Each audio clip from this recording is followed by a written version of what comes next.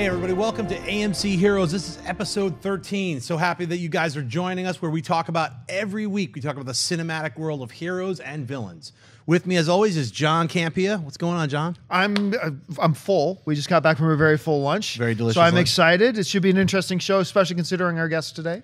And our guest today is the one and only El Mayimbe himself, Humberto Gonzalez from HeroicHollywood.com. Thanks for coming on, Humberto. Nice to Thanks have for you, having Humberto. me, bro. I'm glad. It's a pleasure to be here. Right on, man. Well, right off the bat, we just got this news today. Official Batman versus Superman synopsis dropped this morning, so we're going to read it out. Here's what they released. Fearing the actions of a godlike superhero left unchecked, Gotham City's own formidable, forceful vigilante takes on Metropolis's most revered modern-day savior while the world wrestles with what sort of hero it really needs. And with Batman and Superman at war with one another, a new threat quickly arises, putting mankind in greater danger than it's ever known before. So that's the synopsis of Batman v Superman, Dawn of Justice. Let's go right to you, Humberto. What do you think of this synopsis? It's awesome, and I'm very excited by the last sentence, especially. I mean, What excites you about that last sentence? if we could discuss Doomsday. Doomsday is that threat that they've never known before, so we find our heroes, after they work out their issues, getting together to combat this threat that the world has never known before. So it was kind of cool to get that, because it was rumored, and then I think someone else broke it, and then I had to follow up on it and whatnot. But Doomsday's in the movie for sure. Right. And It's from still what not, I hear, he it's looks still not awesome. official Yes, exactly. yet, but That's a right. lot of us have heard that Doomsday is going to play some part in this film. John, what do you think about this press release? I hate it. Oh, I hate, on. hate's too strong. Hate's too strong. Wow. One of the things I mentioned this on AMC Movie Talk earlier when this story first broke. Batman v Superman is, all due respect to Captain America: Civil War, all due respect to Star Wars anthology Rogue One, both of which everybody knows I'm losing my mind for. Batman v Superman is my most anticipated film of 2016. Just is. Has been. I've been waiting for this film for decades. But my belief has always been that if you're going to do Batman v Superman, and the movie's called Batman v Superman, you must keep the focus of the film on Batman versus Superman. You don't make it the first story of the first half of the movie and then you transition into something else. I've waited decades for this movie, for a Batman versus Superman, not a 1 hour special on Batman versus Superman, parentheses, and something else happens. So that's what warns you. Now, you brought up a great point to me on Movie Talk today. You say, well, there needs to be room to incorporate and introduce Wonder Woman, Aquaman, things like that. I totally agree. But I think those things need to be done within the context of the conflict between Batman and Superman. Right. And I think you can tell great stories there. So I do not like the idea of giving us an abbreviated Batman v Superman movie and then another movie attached to it. The other thing that worries me is this, is that if it is indeed Doomsday, that is the worst misuse of a great villain character since that damn Batman and Robin movie used Bane. Remember that? Oh, yes. Doomsday first of all, at the bare minimum, should have an entire movie-length story arc dedicated to what the threat Doomsday is, not as the second part of one movie. Doomsday maybe should be a two-part movie thing. He should be the threat, unless you're going dark side, but he should be the threat in Justice League. What was Justice League being called? Justice League Part 1 and Justice League Part 2. That's who the threat should be. So, look, it is still my most anticipated film of the year. I still have faith in the creators of film. I still have faith in Zack Snyder. There are ways that they can do this that'll turn out awesome. And I'm going to be the first one cheering for that. But since we're just talking about the synopsis and nothing else, the synopsis makes me nervous. So the synopsis minus that second sentence It's you love. awesome. But Yes. then when the second sentence drops, it's a division. Yes. So here's what I think about it. And I mentioned this earlier on Movie Talk. Yeah. It's called Batman v Superman, Dawn of Justice. So that's the second part to me, is the Dawn of Justice. The reason that the squabbles have to be put down. I do think that they're going to weave in Wonder Woman and Aquaman in a great way. And the Flash. And Cyborg and a bunch of these characters, but it'll be a natural fit. It'll just by opening up the universe, the DC cinematic universe, Yes. which is what we've all wanted. Right. So I think they'll be able to make it feel real natural. Obviously, it's going to be about Superman paying for what he did to Metropolis in Man of Steel. Nobody trusts him. He's an alien. What is this guy floating around? He's, people are scared of him. Yeah. Batman's been around. We don't know whether he's out of retirement or he's just no one's ever caught him. He's a vigilante. He's like, I'm taking out Batman. I mean, I'm taking out Superman. Make you bleed. Yeah, so we know we're going to see a battle. We know that that's going to happen. How many fights are they going to have?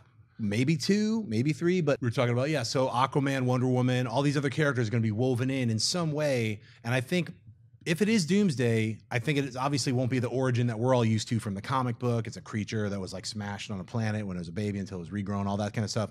I'm sure it's probably some kind of Kryptonian technology that Lex Luthor gets his hands on and maybe brings in Amanda Waller and some of all those government people is like, yeah, we don't trust this super character either. Yeah, so I think it really could play really well in. I trust Zack Snyder and what they're doing with this. Well, you know what I'm worried about? Here's what I'm worried about. I think this will resonate with you especially. Okay. What I'm a little bit worried about is that you have this movie and it's got its focus and it's got its story and it's got its direction. And then all of a sudden, Alice, the Amazing Spider-Man 2, Dane DeHaan becomes Goblin. Now I'm here. No. And I'm afraid it's going to be, okay, Batman versus Superman, blah, blah, blah, blah. Oh, okay, everything's good now. I'm Doomsday and I'm here now out of nowhere. And then suddenly it's a totally different movie. Look, once again. If that happens, I'm on your side. But it would be a horrible decision to do. I hope they would not do that. Everybody knows how freaking much I love Man of Steel. I think that movie is fan-freaking-tastic. I love that movie. So I have a lot of faith in Zack Snyder. Yeah, he's crapped a little bit on a couple of other things, but whatever. All three of us, I think, loved Man of Steel. In fact, at lunch we were joking, Pa Kent was actually holding up his hand like, can you please save me? Yeah, come get me. Yeah, Clark didn't get it. He misinterpreted that. It was a misinterpretation. Every time it's on HBO, I leave it on. Yeah. But I mean, so once again, a lot of faith, and even if it goes this way, it's just that this is a way that makes me nervous. I would have had a little bit more confidence had it just stuck with Batman versus Superman, but it could still work out awesome. I'm not saying it won't. It could still go. It could go everything that I'm worried about it doing and still be awesome. It just makes me nervous. So I'm keeping my fingers crossed and hoping for the best. Anything else to add? It's going to be very awesome. I hope so, your man. fears will be alleviated. I hope so. I hope you're right, man. Yes. All right, let's move into the topics that we've got locked down over here. Let's talk about Joseph Gordon-Levitt talking about the Sandman movie. So Joseph Gordon-Levitt has been talking about his role in producing, starring, and directing the upcoming Sandman film, and he stated that the reason it's taking time is they need to be able to take all those many years and years and years of material from the actual Sandman comics and condense that down script-wise into a feature film. And in fact, Neil Gaiman was like, look, man, just do this one thing. Do not have the Sandman punch anybody. Because he doesn't do that in the comics. There's battles, there's wars, but they're all magical and mystical, almost like a Doctor Strange type of thing. Right. So what do you guys think? John, what do you think about Gordon's comments? Well, I mean, first of all, I think Gordon is right and telling the truth, but I don't think he's telling the whole story. And the whole story is also this, is that Sandman, let's face it, is a damn difficult character. How do you make a full-length motion picture? Well, full-length is not the problem, but how do you make a motion picture that is going to be relatable for the audience, that they're going to get this pretty easy and it's not going to be too abstract for them, and it's something that audiences are going to want to rush out and see. Sandman, while an incredible story, is not. It's much like the same thing people used to say about The Watchmen. Right. For a long time, people said Watchmen is almost unfilmable, and Zack Snyder proved it could be done, but he proved it was almost unfilmable too. Sandman is going to face that same challenge. There's a great movie there to be made, but it's a tough one to tell, and I think that's part of the reason why they're taking so long in developing this, is because they got to find the right way to do it. I'm in the minority opinion. I think it would have been better served as a miniseries or a TV show, because there's so much rich content with this story. And also, cinematically, it's about dreams from what I'm gathering as well. So that's tough to execute on a movie when you have a condensed 90 minutes to 2 hours. I think, like I said, to be like a Game of Thrones, could you imagine all those books as one movie? I can. Could you imagine all those Sandman books as one movie? I can. So they are in a very tough predicament in figuring out something that will, like you said, be accessible to fans, but also service fanboys and true fans of Sandman as well. It's tough. You know? I think the way, I think one of the ways that they're probably trying to adapt it is if you look at the Sandman comic books, it's 1 through 75, and then Neil's like, I'm done. He's come back recently and done a couple of miniseries, stuff like that, but DC's been really cool about not having anyone else touch his character. They basically were like, you're the only guy who's going to write it unless you ever say so differently. So those 1 through 75, those issues that's it. But as they came out, they're little mini arcs. So they would come out with trade paperback 1, trade paperback 2, trade paperback 3. And if you read the very first trade paperback, that storyline is basically what I think could be the entire first film. It's basically Morpheus coming back. He's been trapped and he's getting his powers, his special devices of being the ruler of dreams back, and they've been stolen from him from these other nefarious characters. Right. And also woven in between that are some of these other interesting characters. I'm sure they're going to want to introduce Death, the girl, the character Death. They're going to want to introduce all these other magical characters. So I think within that, that's kind of why it's taking a while to figure out the exact tone, especially because Gordon-Levitt's directing it as well. He's producing it, he's starring in it, and he's directing it. So he has to not only play Morpheus, but he has to figure out how is he going to portray Morpheus and what will the tone be. It's definitely, it's magic and it's horror. It's, it's not a superhero film. So that's one of the things. It's a comic book, but it's not a superhero movie. Okay. So I'm really looking forward to it. I love the Sandman stories. And personally, I love the earlier ones a little bit more than the later ones, because the later ones go back in time. I mean, there's so much. It's a very deep, very rich tapestry that they have with Sandman. So they can have a lot of movies. They could have done a TV series as well, but that will be a cinematic film. I think when it does finally come out, we'll all be talking about it like, wow, I'm very looking forward to what he's going to do with it. And the one thing we're not talking about here, and maybe we should, is that, look, Joseph Gordon-Levitt did such a great job directing Don John. He really did. And that was his first film, but he did a really good job with it. But that was his first film he directed, and that was a film based on a story that he wrote himself. So it was his story already. He's very familiar with it. He had his friends working on the movie with him, and it was a very, very interesting, complex, and deep story. It was a simple one to shoot. Sandman, I'm very curious. I won't be surprised if it ends up he doesn't direct Sandman.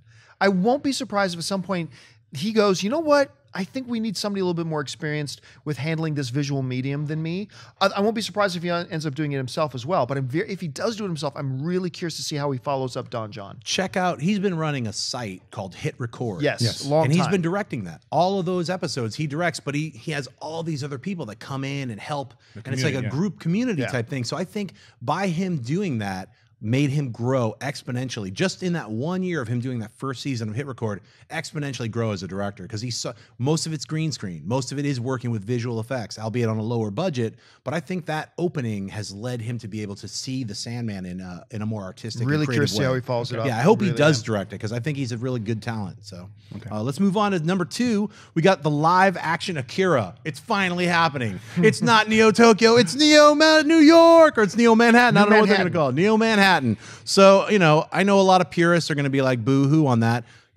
I'm all cool with, the comic books, Akira, and we already got an incredible animated movie, I don't know, over 20 years ago. Isn't that cool enough? Let's move on and make something different. If you want to see the animated film, you can always watch it again. I don't need to see that live action movie be the exact duplicate of the animated film or the cartoon, or the comic books. So Leonardo DiCaprio is producing it, and we just got the scribe. It's Marco J. Ramirez, who is now the showrunner for Daredevil, the season 2. He's written a bunch of stuff. John, what do you think about this? Well, I mean, look, first, I've always been excited about the idea of Akira. It's going to be very different. And I knew the purists weren't really going to love it, but as unpopular as it sounds, the studio ain't real worried about what the purists of the original think, because they are the vast, vast, vast, vast minority.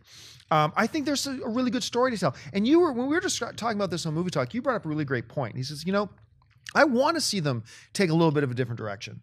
Like they're making a new Manhattan, so take some liberties with the story, keep the core themes of the story and stuff like that, but tell your own story. The addition of Ramirez is a really interesting one. Number one, because we know this is a guy that Netflix clearly trusts enough with and whatever to entrust Daredevil season 2 with. So that's good, following up to the great first season they had. But this guy also did a lot of work on Sons of Anarchy. And Sons of Anarchy, one of my favorite shows. Oh, yeah. He's also done a lot of work on Orange is the New Black, which is an insanely popular show right now for Netflix. So, I mean, this is, to me, this is a really interesting name to put on there. He's done gritty. He's done dark, obviously. So this is a really interesting name. It'll be cool to see what he does with the feature. What do you think?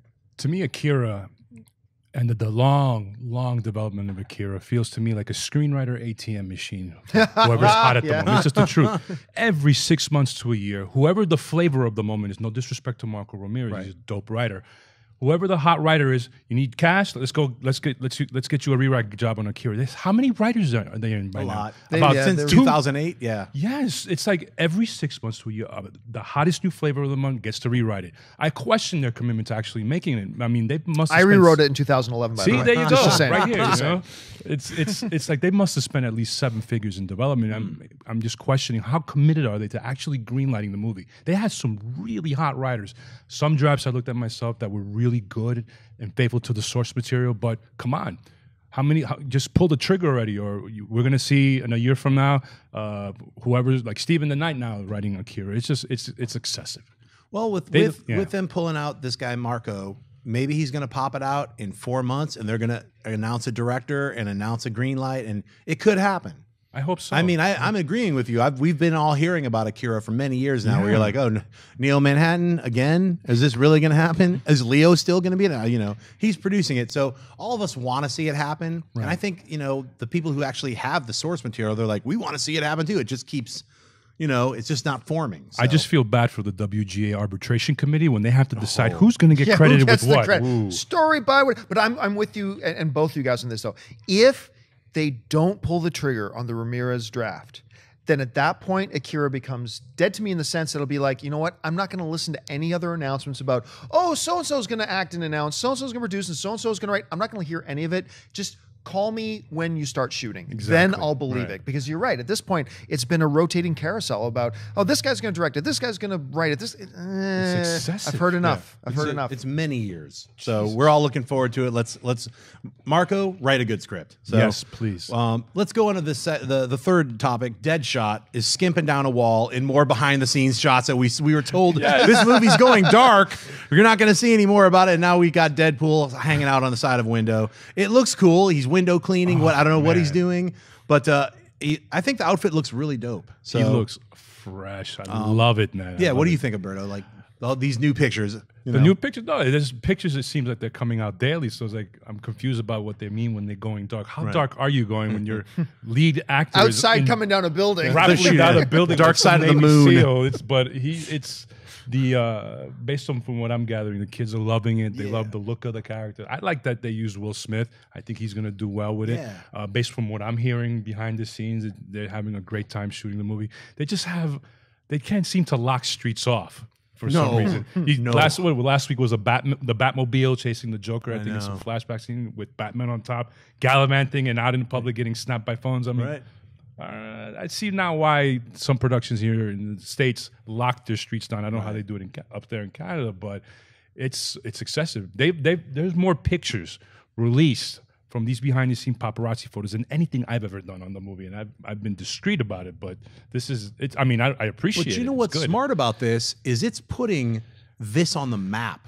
I mean, we're talking about this every week. Why? Because there's new photos, there's new insight. There's look, Batman's on top of Joker's car. It's Suicide Squad. Right. Do you really think that we would have been talking about Suicide Squad if this was all locked down and we didn't know what's going on until the trailer's released, like in a half a year or a year? This is keeping everybody excited about a movie that no one even knew about. And really, it's going to be a very special movie too. But here's the thing: they should have taken a lesson out of the page of Zack Snyder's handbook here, where look, when he was shooting Batman v Superman, right?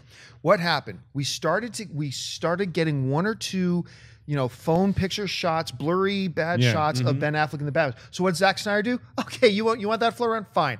I'm going to take an HD picture of Ben in the outfit myself, a really good one, and I'm going to control the narrative. I'm going to control the buzz on this, and I'm going to put this out. And guess what? Nobody was talking about the other pictures before. Some grainy things of the Batmobile in the background. No problem. I'm going to take a shot of it. I'm going to take control of the narrative, and I'm going to put a good shot out. What I think they should have done here is as these shots started to come out with the Joker in his, Night at the Roxbury outfit and all that kind of stuff, what they should have done, David Ayer should have gone, you know what? Let's get in a photographer. Let's take some real crisp shots of this and put these out, and no one's going to be talking about these handycam shots anymore. Right. That's what they should have done. As far as Will Smith is, I think Will Smith is going to rock it as Deadshot. Absolutely. The one thing about this picture, though, and I mentioned this before, I used to watch the show Arrow. Man, he looks an awful. This outfit, this iteration looks a lot like Deathstroke to me. Like if you just showed me that picture, I might look at it. If it wasn't for the one thing on the eye with the periscope on the eye, I might have looked at it and thought, is this their version of Deathstroke? But whatever. Right. He's going to rock it in the role. I'm really looking forward to it. I also love some of the other behind the scenes photos are of Will Smith getting this mask on. So that's not a stunt double. That is Will Smith. That's exciting to know that it's actually the actor. Tom Cruise flying on the side of an airplane taking off. I know, He goes, right? how can I come close to that? I better actually put that mask on. So I think it's it's exciting. Let's go to the fourth topic. We got Ant-Man appearing on a giant screen, IMAX style. We got the tiniest superhero on the biggest screen. It's a 6-minute preview that they're going to be rocking this Friday at tons of different theaters. I'm sure a lot of AMC theaters are going to have their IMAX. Yeah.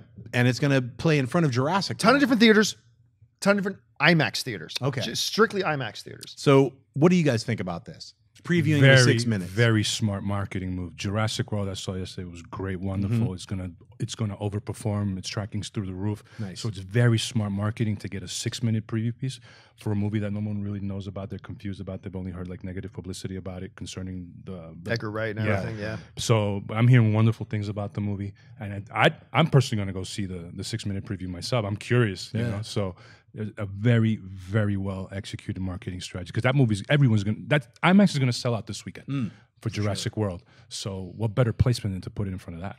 Yeah, it's a smart move for Disney for all the reasons that Umberto just articulated, but it's also a really smart move for IMAX. We talked about this earlier. Is that look, IMAX wants to stay as the forefront, the preeminent name in the premium screening experience. That's because there's a lot of upstarts now. They're coming to challenge them for that throne, and for them to make deals like this, say, hey, come see for 6 minutes on IMAX only. This will convince a lot of people who are gonna go see Jurassic Park this weekend to maybe spend the extra $3 and go see it on the IMAX screen instead. Because if I had to look, I'm going to the theater this weekend. I can see IMAX, or I can see Jurassic World in Theater 12, or the IMAX Theater 13, and get the 6-minute preview of Ant-Man. I'm going to go into the IMAX screen. Now, there's some people who will think the opposite. I already know I want to see Ant-Man, so I don't want to see the 6 minutes. That's cool too. But I think the majority of people are going to go, yeah, I'll spend a few extra bucks to see it on the IMAX screen to get that Ant-Man preview. Anything previewed on IMAX, even the Batman vs Superman trailer presentation, people turned out in droves across the country for that. IMAX is, I think, the future of cinema. Maximum viewing angle. And what I saw just on those 2 minutes was wonderful, but 6 minutes of this? Mission Impossible 4, that Dubai scene in IMAX. Oh my God. Staggering. My stomach was like yarbling, like, oh my God. Yes. Hanging over the cliffs. That building scene was incredible. Excellent throwback. I think this is a win-win situation for both Jurassic World and Ant-Man. Absolutely. I mean, it's like, I'm sure they're not going to show the last 6 minutes of Ant-Man. It's just going to be the final 6 minutes. It's like, they show the final 6 minutes of the people film. be like, spoilers! It'd be the totally craziest marketing move. In the IMAX, they showed the ending of Ant-Man. People explode. So it'll be probably the first, couple minutes and then a couple of cool scenes sprinkled in. It's like a little preview. It's not like the first 6 minutes is what I'm guessing. It'll be like a longer trailer. So. Yes. I think it's a great idea. I personally want to see it now. I was like, I'll wait for a month and a half, but I was like, you know what? I really, I want to see it now. So hopefully I get to go see it. Guys, we're going to move into minor mutations. This is we were just going to talk about a couple of things, and then I'm going to throw them to these guys and see what they want to talk about. So number one, Marvel skips Hall H at San Diego Comic-Con, while the WB is saying, well, we've heard they're going to show Batman v Superman, Suicide Squad, and possibly the Justice League. And Wonder Woman. Wonder Woman. Everything's coming out from the WB, and nothing is coming out from Marvel at San Diego Comic-Con. All right, number two, we got Fantastic Four. They get a brand new countdown with a few extra little brand new clips for the movie that's coming out in less than a month and a half. And number three, we've got Hugh Jackman as Wolverine.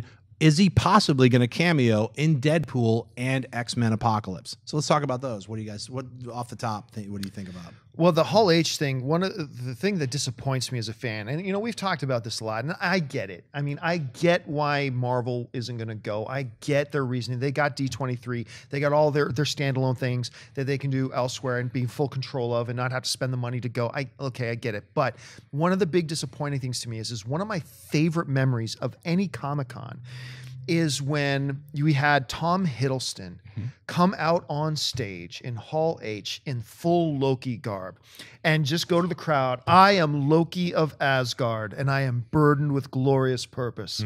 That is one of my awesome. favorite all-time Comic-Con moments. And it's like, between that and the entrances, Robert Downey Jr. when he came dancing down the aisle with the Iron Man glove on and stuff like that. Marvel has done such great stuff in Hall H. Yes. You know, from the first time they brought out Joss Whedon and the full cast of the first Avengers, you know, some of the best moments there have been Marvel moments. And so, personally, really disappointed that they're not going to be there. Like I said, I get it. I'm not bemoaning it, but it is disappointing as a fan who's going to be there. And that's the one that stands out to me the most. What about you? Which out of all those stories stood out to you? Disappointed as well. Marvel always throws a hell of a rock concert to close out Comic-Con, but it gives DC a unique opportunity. A huge opportunity, and they always go all out for their activations in Hall H like they did last year. It was a 7-figure activation, that presentation with the widescreens and all that, but they're going to go all out. And hopefully, to let Marvel know that they're in the space now, hopefully they get the same. They close out Hall H at 6 o'clock on a Saturday night like Marvel has previous years. So it's interesting. We'll see if they step up to the plate or if they go back in the dugout. But in terms of the Deadpool and Wolverine, since now it's official that Wolverine, Hugh Jackman's retiring playing Wolverine, I have a feeling they might build up his retirement by maybe an appearance in the next movie. That's a good point. Maybe in Deadpool, just to build up that this is now Wolverine. We're now in the third act of his career as this character. Yeah. So why not go out of the bank? One of the greatest cameos in First Class ever. Oh, yeah, that was so fantastic. When he dropped the F-bomb, yes. Yeah, I mean, with 3 words. Yeah. 3-word cameo. It was fantastic. That was awesome. And he's friends with Reynolds, so, you know, that it's already, they're hinting at him being in Deadpool is kind of like a lock in my mind. It's like, he's going to cameo in He's Deadpool. already training, too, for the role, so he's already in shape enough. Non-stop Yeah, training. he's already in shape to play. It's just, what, a day or two shoot for him? I wish they could just, like, get the scripts for 4, 5, and 6 for Wolverine and just shoot all 4 movies. Like, look, you're at the top peak. You know, we'll release them every 3 years. You know, 17 years he's been playing. I know. It's one pretty thing I'm worried amazing. about, though. The one thing I'm worried, you mentioned now, this opens the door for Warner Brothers to really take advantage, and I totally agree. This is a huge opportunity for them to really make their mark. My fear, a little bit, is last year's Comic-Con. Last year's Comic-Con, they had a great opportunity because they had Ben Affleck there, they had Henry Cavill there, they had Gal Gadot there, they brought them all on stage, and it was basically just a glorified Pope waving at Vatican Square. Yes. Well, Affleck was like this. Yeah, it was a great opportunity. Now, granted, the movie was still over a year away. They knew they'd still have this Comic-Con. Okay, I get that. But you're there, and the fans were there, and you had that opportunity. You got to show me something that you can pull off. You don't have to be as dramatic as Marvel was, but you got the mantle. You got big shoes to fill, because when Marvel would do those Hall H's, they did them right and put on a show and had everybody buzzing. You cannot give us a repeat of what you gave us last year, Warner Brothers. So here's the opportunity. Take it.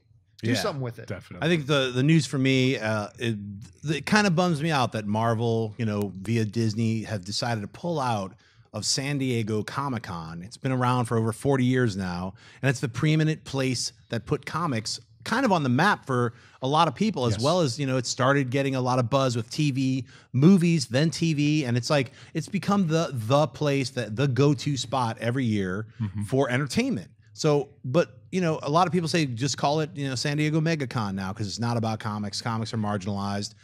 It's not called MegaCon. It's called Comic-Con. And for Marvel Comics to pull out, I just think it's a very giant mistake. It's, you know, corporate interests to a certain degree. Absolutely. But come on, the fans who are the people who come out and sleep outside of Hall H for days, it's a disservice, I think to them. So too, you know, I know you've got D23, but I think you might want to rethink what you're doing and maybe pull back in next year. I just think it's a bad decision. What's the capacity for the presentation in D23? It's only like a couple of hundred, right? Oh, I don't know. I got a feeling this year they're gonna, because what they did with Star Wars Celebration this year, where that, I don't know, that was 10,000 people in there or more. I mean, that was a true rock concert atmosphere. I got a feeling if they're going to do anything big, my big thing though, going to compliment what you're saying, is that D23 is great. Disney, they got their own thing to do their Marvel stuff that I get, but I'm going to be straight up honest with you. D23 for me has been a big disappointment up until this point. I have never, like, I went a couple years and both times like, this was a waste of time to be here. They did some cute things there and all that kind of stuff, but compared to WonderCon, even just compared to WonderCon, it was like a huge step down. So I really hope that if Marvel is really, truly pulling out a Comic-Con because they want to focus their attentions on their Star Wars Celebration, which, hey, they crushed it. They crushed with Star Wars Celebration. But if you're going to do that, put the effort into D23, make it an event worth being at. And because you haven't done that really up until now. So I hope you do it now. Yeah. I mean, my last note on this is that San Diego Comic-Con and all the other Comic-Cons, the conventions that are happening everywhere. I mean, San Diego is the biggest one, but there's conventions everywhere that are all, focused on comics. But like when you go to the Comic-Con, you've got to buy some comic books. It's not just about your favorite lawyer or procedural TV show. Remember, true. It's about comic books and other genres, science fiction, fantasy, role-playing, video games. You get all these people cosplaying. It would be great to not forget that and just to not brush that aside. There's a lot of other conventions to go to, that's for sure. But I would like to see that, that kind of respect level brought back a little bit to San Diego Comic-Con. It's not just a business, it's also for the fans. So. Let me ask you a little devil's advocate question. Sure. Here. Could then the withdrawal of Marvel out of Comic-Con be a tool to put attention back on some of those traditional elements of Comic-Con? Could Marvel pulling all their movies out help draw attention back to the comic part of Comic-Con? I certainly hope so, but I don't even know if Marvel's going to have a Marvel booth there. Yeah, I mean, that's a good point. I think they might have pulled out completely. So there's not even a Marvel Comics booth area, which if that's the case, that is seriously messed up. That's very messed up. So hopefully that's not the case, and Marvel will actually have some kind of a comic book presence. Considering Secret Wars is doing so well, too. Considering all of their writers and artists are going to be there promoting their comic books. So, I know comic books are a very small niche market compared to movies and video games and television, but it's also a place where all of these comic books and TVs started from. So absolutely. It's a little bit of respect issue there. All right, let's talk about a flashback, which is going to be HellBoy. This week, we're going to talk about the original HellBoy with Ron Perlman playing the title role in Guillermo del Toro's adaptation of the Mike Mignola character. In this movie, he battles Rasputin and a bunch of the old ones, tentacle creatures, Samuel. There's like 100,000 Samuels he's got to fight. What did you think? Let's go with you, Umberto. Wasn't really my cup of tea. Right. I liked it. I didn't love it per se. It was, you go in, you see it for a couple hours, but I remember when it was with Dark Horse, right? Yes. The comic. I read a couple of issues. It just didn't appeal to me or whatnot. But I saw the movies, and so I liked the second one better than I did the first one. Right. When did it come out? Actually, the first one, 90. I think the first one was 2003. Yep. Yeah, so that was around the beginning, like around the X-Men era, and the beginning of. Like I think with Spider-Man, the first one also came out. Spider-Man came out in 2000. The first one came out in 2002. Right. So I think, at the time, if I recall, I felt HellBoy seemed like a cash grab, but I was wrong. No, but it just didn't speak to me. Wasn't really interested. What do you think, John? I'm in the minority in the sense that I actually preferred the first one over the second one. I know a lot of people preferred the second one. The first one to me was very special. The weakness let me get the weakness part out of the way. I thought the weakness was actually the villains. They didn't flesh them out very well. It was just, I'm Rasputin and I am bad. Okay, I get it. And all right, you're bad. And then Tentacle Monster shows up at the end. Okay, great. So I thought that in some ways it almost felt like a Marvel movie that way, where you had these great characters in a pretty great movie, and the villains could have been handled a little better. The Undying one was interesting for HellBoy to keep fighting, but I loved the characters. Are you talking about Cronin, the guy with the? Well, no, he's the sand. He's the sand dude. I'm talking about the creature who would die and then. Oh yeah, Samuel, the Undying one. Right. So there was that, but what made the movie special to me was actually the relationships between HellBoy and his father. That scene when they're on the event site and his dad shows up this is the first time you're seeing them as adults on screen together, and like HellBoy, who is this badass and has no regard for anybody, no respect for anything, then his dad shows up and he's father. And he's like, it's like, that's just a great moment, And then the relationship between HellBoy and Abe, I thought was really cool too. And it was stuff like that made it really cool for me. It drew me in. So I really liked it. Like I said, I didn't like the second one as much, but like everybody, I really lament that we never got a third one. And we probably are never going to get a third one, but I always wanted a third HellBoy. Well, I picked this HellBoy movie for a reason, because just this last week, Ron Perlman got on Twitter and a bunch of social networks saying, like, can we get HellBoy 3? Can we finish this trilogy? Guillermo, can we lock this down? He's obviously getting up there in age. He's not going to be able to put that makeup on much longer. So that's a heavy task to wear like 90 pounds of makeup. And I would love to see Hellboy 3. I would personally like to see them finish that off. I mean, it doesn't have to, everything doesn't have to be a trilogy. They could make 6 more Hellboys, but I'm just saying, I would like them to finish the story arc that they started with Hellboy and see it cinematically. Because I know Guillermo's going to be like, it's going to cost $200 million or whatever. Yeah. It's like, that's exactly what he said. I know, but you're like, can't you do it for 100? And he's like, nope. So it's like, oh. So yeah, we don't know if that's going to happen. But the social media might help it out. Social media could help. Yeah, I think if you haven't seen the first Hellboy, it is worth seeing. I agree with John. The main characters are incredible. I love the BPRD. I love Abe Sapien. I love everything about that aspect of Hellboy. What I didn't like was the repeat. It's the law of diminishing returns. When you introduce a villain like the creature Samuel, and you have a 10-minute knockdown, drag-out fight all across through the subways with one of these Samuels. Then cut to 30 minutes later, and he's fighting 30 of them, just knocking them away like they're peanuts. You got a problem. That's a problem. That doesn't mean, hey, you established this, and now you're not sticking with what you've established. So those are issues that I always have when movies don't. Hey, this guy's really tough to wait. There's 100 of them, and you're just like knocking them away like fleas. It's like, hey. So that, and also the Rasputin really didn't, yeah. The villains were just not, a bunch of little squid arms came down. It's like, oh, it's the old ones. Oh, it's like, all right. I'm going to get you with me tentacles. Right. And then at the very end, he's like, all right, I'll be, whoa. He gets pulled out and there's a giant slug creature, and then it explodes.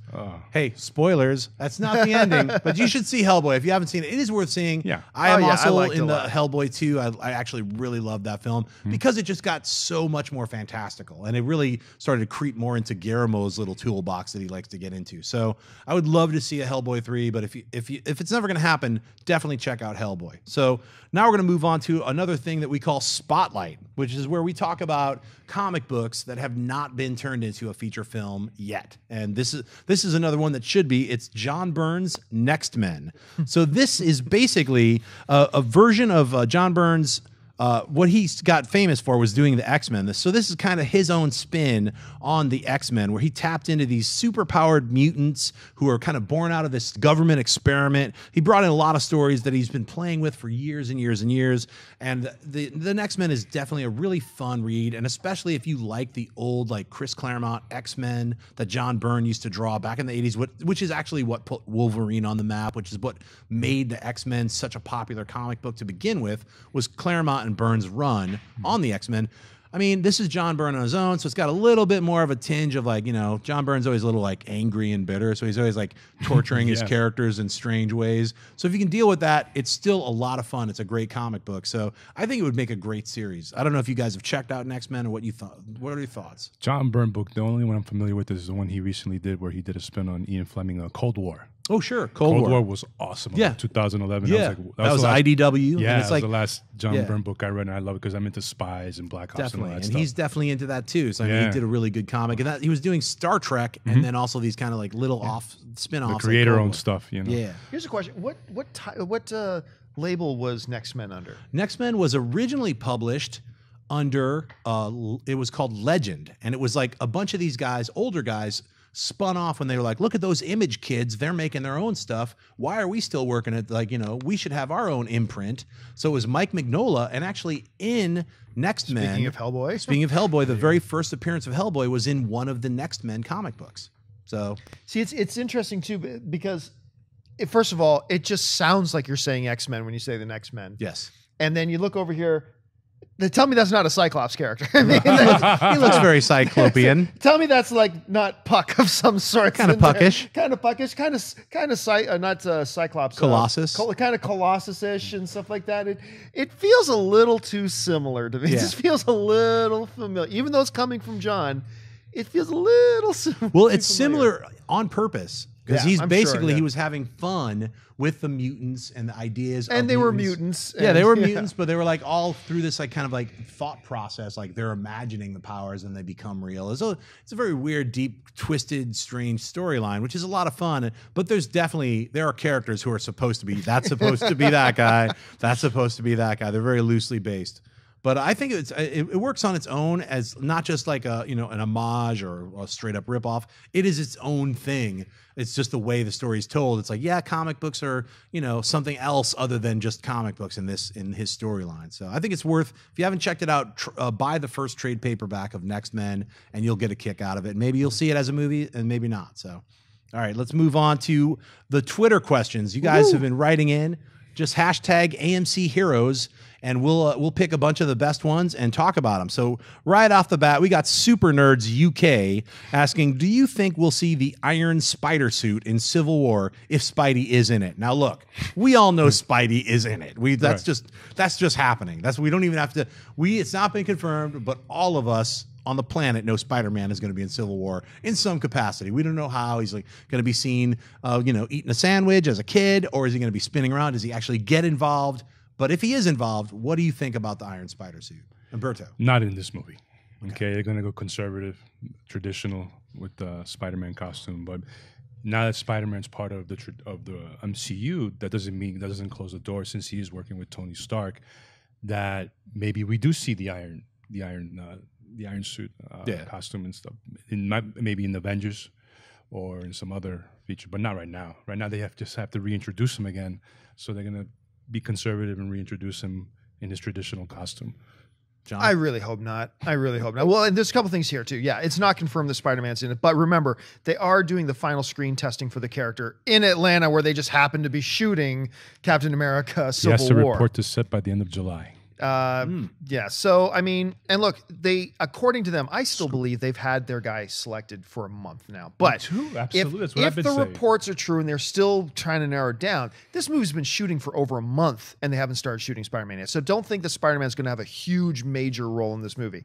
That all aside, Spider-Man is good enough as Spider-Man. All right? He doesn't need a freaking iron suit. That's right. Like, to me, to put an iron suit on says, yeah, Spider-Man doesn't quite cut the mustard. He needs something else to be cool and great. No, he doesn't. He's freaking Spider-Man. Right. He doesn't need an iron suit. So I really hope they don't do that at all in this movie or any of the forthcoming movies. I completely agree with John. I'm not going to yell, but I totally agree with exactly what he said. No spider suit. But let me clarify. Guys, sweaties online, I know it's Harry Osborn. I just had a mental block. I kept saying Norman Osborn. I said it like 3 times over 3 shows, and man, I got a lot of people, it's Harry. It's like, look, I know. I've read the comics. I remember that's Harry and his father, Norman. But thank you for pointing it out. I didn't mean to irritate everybody who got really bunged up. Schnepp doesn't know what he's talking about. Relax. All right, let's move on. Ryan Clark. You've got a good question. What animated superhero film would you like to see done in live action? My pick would be the Flashpoint Paradox. So what superhero film that's been animated would you like to actually see done as a live action film? That's a tough one. Most of them suck. I know that's totally unpopular to say. I know it is, but but I remember about a year ago, a lot of people were telling me about the DC animated stuff and blah blah blah. And don't get me wrong, some of the older DC animated stuff. Like what was the one with Mr. Frost? I can't remember the name of it now right now. But anyway, but a lot of the newer generations of DC animated stuff that goes straight to home video. And by the way, folks, there's a reason to go straight to home video. I finally got caught up on a bunch of them, like watching the Wonder Woman one and stuff like that. And I'm just like, this isn't very good. I'll call one out that was recent. It was The Dark Knight. Yes, the 2-parter. No, there was a 2-parter. Yeah. Oh, it was directed by this great guy, Jay Olivia. Are you talking about The Dark Knight or The Dark Knight Returns? It was The Dark Knight Returns. Yeah, yes. It was a 2-part. Yes. They released it as a 2-parter. I almost feel like that doesn't count. But yes, that one was It does count. That was because it was really well done. It was really faithful to the comic book. They added a few extra scenes. Like speaking of Batman v Superman, if you guys want a little taste, a little flavor of what might be in Batman v Superman Dawn of Justice, get your hands on The Dark Knight Returns, where... Well, Zack Snyder said this movie is going to be heavily influenced by The Dark Knight Returns. But the director for this animated series went above and beyond. He added a couple of extra minutes of Superman fighting Batman, which isn't in the comic book, which was really fantastically well storyboarded, really well paced. You got to check out this guy, Jay Olivia is his name. He's a really good director, and I think that he did a great job directing this Dark Knight Returns. So if we were ever going to see The Dark Knight Returns as a live action film, that's already been adapted and really well as a cartoon. So that's one of my picks. What do you think? Yeah, my pick, because it became a comic afterwards, since we're technically speaking about animated. Right. Voltron. It became a dark, not IDW, Devil's Due comic. It was successful. It's officially a comic book. Everything from the 80s has already been turned into a movie except Voltron. It's something I get consistently asked about. I'm a big fan. Speaking of Voltron, what up with Shogun Warriors? Oh my! Wouldn't that be an incredible live action? Absolutely. Why has that not happened yet? So good. I'm gonna freak out. One year I'm too. freaking out just thinking about that. You got Godzilla. They even had a crossover comic book with Godzilla fighting the Shogun Warriors. Yes. That's your original Pacific Rim right there. He's hardcore. I like that. The other stuff I don't know why brain froze on these ones. Two other ones I desperately want to see.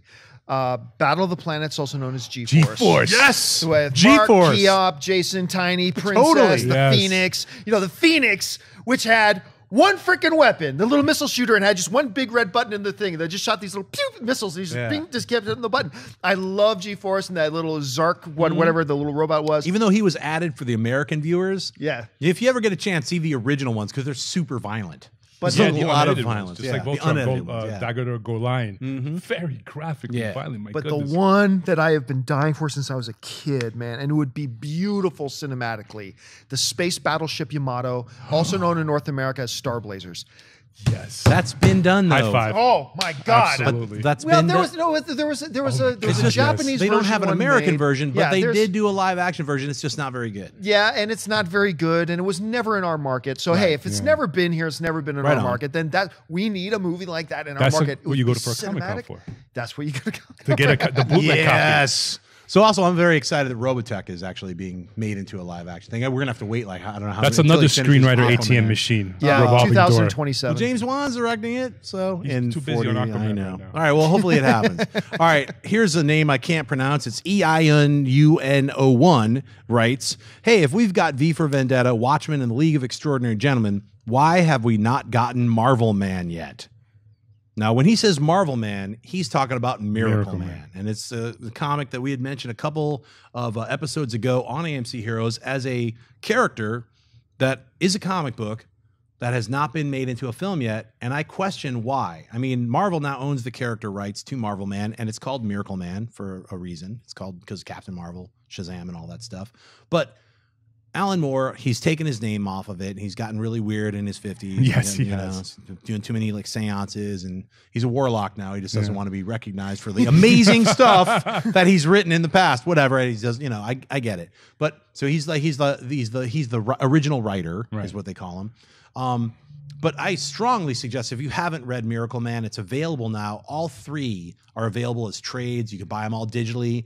All three trade paperbacks. Olympus finally finished, which is the Kid Miracle Man. Super Devastation, which a lot of Man of Steel actually took reference from, was the battle between Miracle Man and Kid Miracle Man. You'll see a lot more devastation of London than you would have seen in Metropolis. But let's talk about Marvel Man, Miracle Man. It's going to be called Miracle Man. So what do you think about Limberto? This should be, or shouldn't it not be a film? I got onto it because you put me onto it. So thank you very much for that. It was a great, fantastic read. I couldn't put it down. But it's pretty simple, the reasoning why, because the rights were all befuddled and nobody knew who had what. They were suing each other. Todd McFarlane and Gaiman, I think, were trying, and they didn't talk to each other for years. It's simply a rights issue. The interesting thing, now that it's at the House of Ideas, you never know, maybe a Phase 4 film, Phase 5 in the future. Now, I mean, Marvel, aware of its popularity, bought it for a reason, besides exploiting the past comic books that it has. So I wouldn't be surprised down the pike eventually. It's doing well. The reprints are doing well. So you never know. Hey, past 2020, if it could be a film. But it was obviously the rights issue. They had to organize the rights before they could organize perhaps getting a movie made. Right. I think you're absolutely right. The rights issues held this thing up for a long time. I think another issue that comes into play, though, is that when you look at Miracle Man, he is a difficult character to fit into an existing cinematic universe. Right. Where does a guy because you're talking about like powered characters here.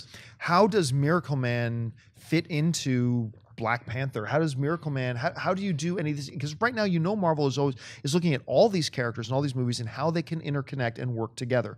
And I'm not saying that's the right thing or the wrong thing to do. I'm saying that's their philosophy. It seems to be working for them.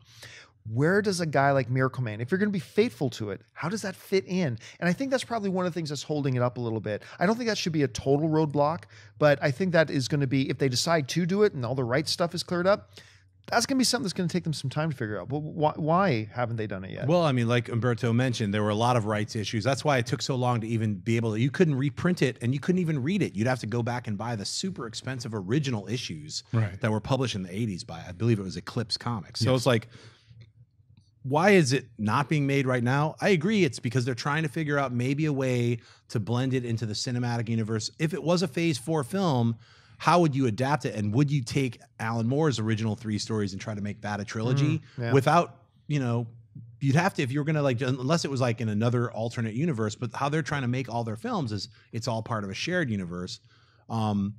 Miracle Man is basically Superman and Shazam combined. Yes. So it's like Marvel's got one of the best properties that no one knows about. It's one of those things where it's like, if you're able to introduce this character into the Marvel universe properly, but still maintain what Alan Moore was able to add, which is this incredible subtext, I don't know if it's possible. I don't know if it would fit into the Marvel universe the way it works now. What about as a Netflix show, as a miniseries, 13 episodes?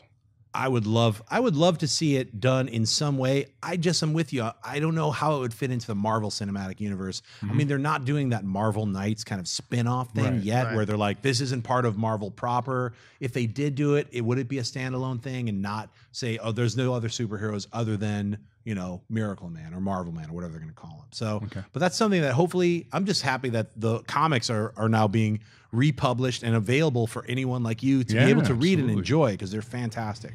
All right, let's move on. Brandon Barrett asks, do you think they will ever give Thor his helmet back in the MCU? Shoot, Loki, Odin, even Heimdall got theirs. Why doesn't he have the helmet? All right, definitely. What do you think? Why not? Glorious long locks.